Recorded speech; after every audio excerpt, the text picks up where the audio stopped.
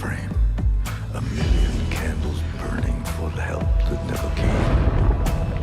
You want it darker.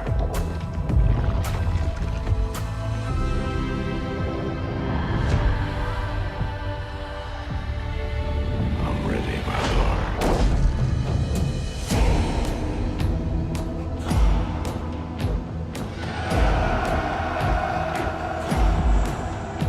There's a lover in the story, but the story's still the same. There's a lullaby for suffering and a paradox to blame. But it's written in the scriptures and it's not some idle claim. You want it darker. We kill the flame.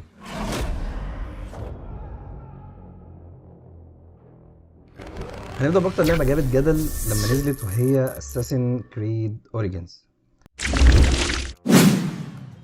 بص، هو الهدف من الفيديو ده صراحة ان انا ارجع احببك في اوريجنز تاني لو انت مش بتحبها، وعايزك كمان تشوفها بنظرة مختلفة او بالشكل اللي انا بشوفها بيه. بلس ان الهجوم الفترة اللي فاتت على الالعاب خلاك تتقفل من بعض الالعاب من غير حتى ما تجربها. انا نفسي كنت كده مع اوريجنز بالذات، وعامة اسكبيت خالص فكرة ان انت تلعب في الحضارة الفرعونية ومصر القديمة وبتاع، مع ان هي جميلة بجد.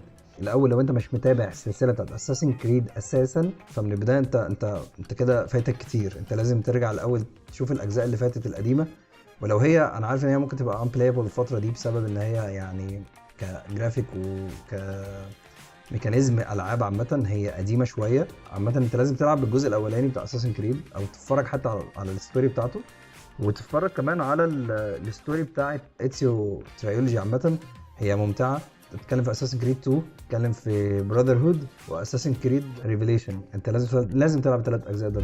بص، هي السلسله طبعا زي ما قلنا بقت ار بي جي، والستيلث او نظام التسلل اختفى شويه في اللعبه دي بالنسبه لناس كتير، بس هو في الحقيقه ده مش صح، يعني مش صح 100%، بل وعلى العكس نظام التسلل هنا بقى اكتر صعوبه شويه وتعقيد، يعني ده خلاه احلى كمان وامتع. يعني تعالى بص كده مثلا، انت الاول في الاجزاء القديمه انت كنت ممكن يعني تقضي على اي عدو من خلال انك تتسلل من وراه وتقضي عليه. هنا ده خلاص، هو هنا لسه موجود، بس الفرق ان لو الانمي ده او العدو اللي انت بتتسلل من وراه ده الليفل بتاعه اعلى منك، هيبقى اخرك انك تنقص جزء مثلا من الهيلث بار بتاعه او الدم بتاعه يعني. على عكس الاجزاء القديمه هو اي حد حتى لو بص كبير، يعني حتى لو هو يعني انت بطريقه ما حصل جليتش في اللعبه، قدرت تستخبى، عملت حاجه وهوب عملت ستيلث مود كده او اير اساسينيشن، ان انت نطيت من فوق وقضيت على الانمي اللي قدامك، شكرا يا معلم انت كده تمام. طب اللعبه فين؟ يعني اللعبه كده فعلا مش ممتعه. وده ما يمنعش ان الالعاب القديمه كانت ممتعه، بس مش الميكانيزم بتاعها اللي كان ممتع، هي كانت القصه بتاعتها ممتعه. ويمكن فرق القصه هنا ان هي مش اقوى شيء، مع ان اوريجنز قصتها حلوه. ده مخليك انت مش هتبقى مبسوط لو انت لعبت السلسله دي قبل كده، لكن لو ما لعبتهاش حظك حلو جدا. طبعا رقم 2 هو هنا الماب كبيره شويه، فهي القصه هنا بتمشي ببطء شويه بسبب ان الماب كبيره وانت بتاخد وقت طويل جدا عبال ما تنجز الوقت. وفي نفس الوقت القصه تحسها شبه قصيره بالنسبه للمهمات الاساسيه بدون طبعا الدي ال سي. هو الماب هنا هي كبيره والتحرك فيها بالحصنه، بلس ان هنا اللعبه رجعت ميكانيزم الحصانه تاني. هتقولي هي في سندكيت كان في حصان، وفي اساسن كريد 3 كان في حصان، بس انت كان عندك بلاك فلاج ما كانش فيها حصان، عندك روج ما كانش فيها حصان، عندك سندكيت هي كانت فيها كارت كده بتمشي بيها وحرفيا كانت مزعجه في حاجات كتير يعني، بس ده فيديو تاني مش وقتها. في طريقه كده هقولها لك هتسهل معاك موضوع الماب ده. هو هنا عامه فعلا السايد ميشن بتخلي اللعبه ليها جزء ممتع، خصوصا انها متصممه بفكره معينه كده هنا، ان انت وانت بتعمل سايد ميشنز دي انت بتكتشف المدينه اللي انت فيها. عامه لعبه اساسن كريد اوريجنز هي ماشيه شويه بنظام المحطات، يعني بتلاقي المدينه في كل حته، المدينه دي فيها شويه مهمات اساسيه مع شويه سايد ميشنز، ولما بتفضل تسرسب كده على اطراف المدينه دي بتبدا تلاقي زي علامه كويستشن مارك كده اللي هو استفهام، بيفتح لك خريطه، يفتح لك مكان كنوز، حاجات زي كده يعني. عامه فده بيخليك تستكشف اكبر قدر ممكن من الخريطه، وبتاخد اكبر قدر كمان ممكن من الليفلز الجانبيه. وهو هنا ده الفرق شويه ما بين اللعبه دي والاجزاء القديمه شويه. فهو المهمات الجانبيه هنا بتخليك تسهل عليك جدا انك تعلى ليفلز، والليفلز دي مع الحاجات اللي انت بتقدر تاخدها زي اسلحه او كده بتسهل عليك القصه الاساسيه اصلا. انت بتبقى داخل المهمات الاساسيه بالقصه الاساسيه، ليفلك عالي، فالدنيا معاك بتبقى لذيذه. وده هنا بينقلنا بقى الرقم 3 في اللعبه هنا كحاجه ممتعه فعلا.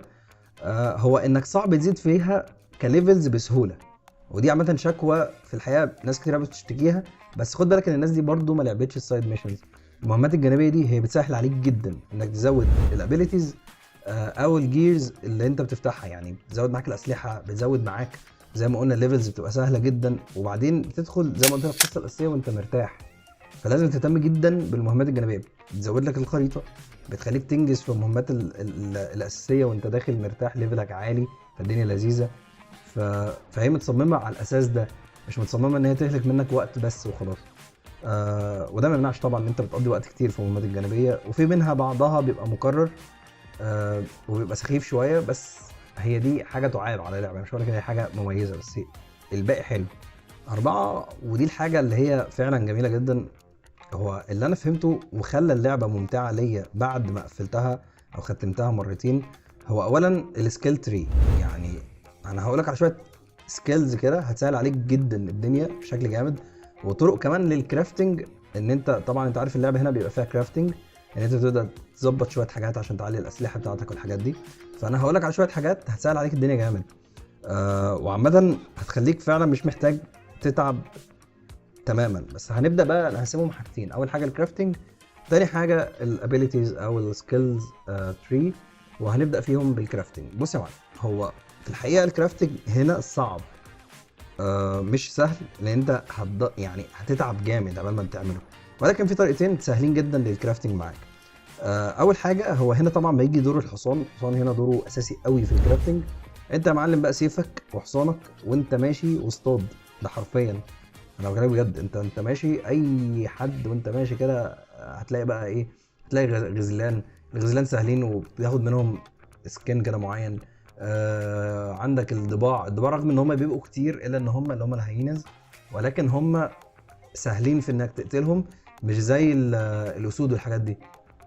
اكتر حاجه هتكفرك هنا حرفيا هو فرس النهر اللي هو الهيبو ده، اللي عايز اقول لك هو مستفز، وياما مت منه في اللعبه، وعضته كده ببقه دي سخيفه، بس عامه انت قضيها بقى ايه، قضيها دوج، انت تفضل بقى ايه تجري منه يمين وشمال وتضربه. فهو للاسف بس هو ملوش حل غير كده. في كام طريقه برضو بالبو كده، ممكن ابقى انزلها فيديو خاص اوريك فيها ازاي تقدر بالبو والسهم تقدر تصطادهم بسهوله جدا، خصوصا ان في سهم معين جامد قوي في اللعبه لسه هنتكلم عنه كمان شويه. اما في طريقه تانية للكرافتنج، ان انت عندك الكرافتنج في اللعبه بيحتاج حاجتين، بيحتاج اول حاجه جلود وحيوانات تصطادها، تاني حاجه بيحتاج منك زي حديد او برونز او خشب. الحاجات دي انت بتجيبها ازاي؟ انت هتلاقي كل شويه في المدينه في 3-4 حصينه ماشيين ورا بعض، دولت من حراس كده. انت يا معلم عليك وعلى اول حارس منهم هتلاقي معاه حاجه من دول، خشب بقى، حديد، برونز، معاه فلوس في بعض الاحيان عشان لو انت هتشتري حاجه. وهتقوم عامل ايه؟ اصطاد يا معلم معاه الحصان، اقتله، خد منه اللي معاه واجري، بس كده يا معلم. ده لو انت ليفلك قليل. لو ليفلك عالي انت ممكن تقتله وتقتل اللي معاه عادي جدا، سهل يعني. لكن عامه انت هتلاقي مع خيرات الدنيا بقى، يعني حديد، ذهب، خشب، هتلاقي معاه يا معلم برونز، هتلاقي معاه حاجات كتير قوي. دي كده اول حاجه بالنسبه للكرافتنج. في طريقه تانية برضو للكرافتنج عامه، يعني عشان تبقى واخد بالك منها، هي طريقه ان انت من المهمات الجانبيه اللي احنا قلنا عليها مهمه جدا، ان انت تاخد منها حاجه زي الاسلحه اللي هي انت مش هتستخدمها، انت معاك سلاح اوريدي بتعلي فيه وعاجبك جدا وبيناسب اسلوب لعبك. انت بتعمل حاجه اسمها ديسمانتل للسلاح، يعني بتفككه، فبيدي لك بقى يا معلم ايه، بيدي لك بقى منه برونز او حديد ايا كان، بس طبعا على حسب الليفل بتاع السلاح. نبدا في تاني حاجه، ودي من اهم الحاجات اللي في اللعبه، وهي السكيلز تري او الابيليتي تريز. بص يا معلم، هو طبعا يعني كل واحد ليه اسلوبه في اللعب، خلينا متفقين على ده. ولكن خليني اقول لك حرفيا انت مش محتاج اكتر من 8 سكيلز. يعني شايف شجره السكيلز دي كلها، انت صدقني مش محتاج منهم اكتر من 8. خلينا نبدا باول واحده فيهم وهي مهمه جدا، وهي دي ريجنريشن. يعني خليني بس الاول اقول لك ان في ميزه جامده قوي في اللعبه، ان انت قبل ما تشتري اي سكيل او قبل ما بتصرف الابيليتي بوينتس اللي هي دي، هي يا معلم بتخليك انت تشوف انت هتعمل ايه، او الابيليتي سكيلز دي بتاعت ايه، ودي حاجه حلوه يعني. ومتهيألي موجوده في العاب كتير، بس هي فكرتها حلوه. انا ظهر لك فيديو كده. الريجنريشن ده معناه ان انت لو انت في فايت، انت بعد ما تمشي بشويه بيبدا الدم ده يرجع لك تاني. كده كده انت في بدايه اللعبه بتلاقيها، يعني مع اول ليفل حرفيا انت بتاخده. انا حتى بادئ اللعبه من اول وجديد تاني عشان اوريها لك في البدايه بتبقى عامله ازاي. عامه يعني الريجنريشن دي انت هتحتاجها جدا، دي مهمه قوي. تاني حاجه فين اهي، بص يا معلم، دي الدون اند داسك. دون اند داسك دي انت بتحتاجها في مهمات كتير قوي. يعني في مهمات في اللعبه بيقول لك لا تعالى بالليل، يعني حرفيا بيقول لك لا تعالى بالليل، فاهم؟ في مهمات تانية بيقول لك تعالى الصبح. فاللي هو الحركه دي جامده، انت يا دوبك بتهولد الام زي ما انت شايف، بيغير لك الجو بس، يعني بيقعد يتامل بقى وبتاع. دي تاني حاجه مهمه جدا انت هتحتاجها. وفي الاهم بقى من كل ده لغايه دلوقتي، يعني انا شايفها حاجه يعني مفيده بشكل رهيب، هي دي. شايف دي كاريت اونر، او الكاريتا يعني، او العجله الحربيه، وات ايفر انت عايز تسميها ايه. هي للاسف بتحتاج 3، يعني بتحتاج 3 ابيليتي بوينتس، بس هي صدقني تستاهل. دي حرفيا سريعه جدا سريعه جدا، وبتنجز معاك خريطه كتير. فعشان كده كنت بقول لك واحنا بنتكلم عن النقطه بتاعه الماب ان دي نقطه مهمه قوي وهتحتاجها جدا في اللعبه. بس دي عشان تفتحها انت يا معلم محتاج تعدي على شويه حاجات. اول حاجه انت بتاخد قلنا الدون اند داسك، هتعدي بقى على، شايف الخط ده كده هو واصل اهو، او انك تاخده عن طريق ده. فانت كده كده في كل الاحوال لازم تعدي على الابيليتيز دي ولازم تفتحها. فانت يا معلم معاك بقى ايه حريتك، شوف انت ايه اللي يناسبك من دول. بس هم عامه انت مش هتحتاج منهم غير دي عشان خاطر البياعين اللي بتشتري منهم، تمام. تاني حاجه بتحتاج دي عشان الماتيريالز، او دي عامه. وفي الاخر بتوصل لدي. ولكن في كل الاحوال ايا كان اللي هتشتريه من هنا، هو دي اهم واحده فيهم عشان تبقى فاهم. ما دول بيسهلوا عليك بس البيع والشراء والحاجات دي، وانت كده كده بيبقى عندك وصف لكل تول من دول. نبدا بقى بالتشارج هيفي اتاك. شايف دي مهمه بشكل رهيب رهيب. التشارج هيفي اتاك ده معناه ان انت وانت بتبعد بتعمل دوج، انت بتهولد، يعني انت دايس الشيفت وبتهولد يا معلم الكليك عبال ما اللي قدامك بيجي يهاجمك. لو هو هاجمك وانت اوريدي عامل تشارج للسلاح، يعني خلينا نقول ان انت عامل لود للسلاح كده بيدي ضربه قويه، اللي بيحصل ان هو بيصد. لو هو بيديلك لايت اتاك بيصده، ولو بيديلك هيفي اتاك لحد ما بيتصد. لكن في طبعا السبيشال اتاك بتاع كل واحد ده ما بيتصدش. دي اول بوينت، فهو بيتصد اوتوماتيك. ثانيا كانك بالظبط واقف في الدرع. ثانيا زي ما انت شايف كده، انت بتدي له الضربه، انت حتى لو هو واقف في الدرع انت اوريدي بتكسر عنده البارينج اللي هو عامله، اللي اتصد اللي هو عامله. فدي مهمه جدا. ودي انت عادي دي بتوصل لها على طول بعد ما انت ما بتفتح الريجنريشن، وبتحتاج بوينت واحده، فهي من بدايه اللعبه اعملها. تاني او تالت بوينت او تالت ابيليتي انت هتحتاجها، احنا قلنا اول حاجه ريجنريشن، بعد كده التشارج هيف اتاك والكاريت اونر، دولت لغايه دلوقتي 3 اهو. في برضو الكيل لود. شايف الكيل لود دي فين؟ الكيل لود دي اهي. دي معنى ان انت لما بتقتله انت اوتوماتيك بتاخد الحاجه بتاعته، مش هتفضل تدوس على زرار الاي عشان خاطر تاخد الحاجه اللي معاه دي. عشان توصل لها انت هتعافر يعني حرفيا. بص انت معاك كل ده، ودولت ما لهمش اي 30 لازمه الاثنين دول. يمكن الشيلد تشارج ليه لازمه. فانت هتعمل ايه؟ مش هتاخد السكيلتين دول دلوقتي. عندك يا معلم البارينج كده كده هتضطر تاخدها عشان تفتح بيها الويبن بارير. الويبن بارير ده بيخليك تشيل سلاحين، فدي مهمه برضه. ثم هتروح بقى للشيلد تشارج، او هتروح للاول اكستندد كومبو عشان خاطر تفتح دي، لان الشيلد تشارج مش هيفتح لك الكيل لود، غير طبعا لو انت خدت الادرينالين 2. وعامه يعني عشان نختصر، انت هتاخد البارينج ويبن بارير، وتقوم طالع يا معلم واخد ادرينالين، ثم اكستندد كومبو، ثم كيل لود. الكيل لود دي هتفرق معاك جدا وانت بتصطاد. انت اي حاجه حرفيا بتقتلها بالسيف انت بتاخدها على طول. فوانت بتصطاد وماشي بالحصان كده، دي هتسهل عليك جدا الكرافتنج، هتسهل عليك جدا انك تهانت اي شيء. انت حرفيا ماشي بتصطاد، فهي رايقه قوي يعني. بعد كده هنبدا نروح للانهانسد براديتور بو. هي دي الانهانسد براديتور بو. زي ما انت شايف، انت حرفيا هو البو ده هو عامل زوم، ده الطبيعي بتاعه، عكس اي بو تاني، فاهم؟ بس لما بتيجي بتفضل تهولد الماوس بعد الضربه، انت حرفيا شايف انت بتعمل ايه انت بتضربه من بعيد. انت انا حرفيا في مهمات كتير قوي بتحتاج منك بس ان انت تكيل الكابتن وهو بيبقى اعلى مني ليفلز وانا من بعيد كده عبال ما بيجي لي بالكومات. فهي رايقه قوي، هي انت لازم تجيبها. عارف انت ماست هاف، هي دي ماست هاف لازم تجيبها. ثم ننتقل للاساسينيشن تشين.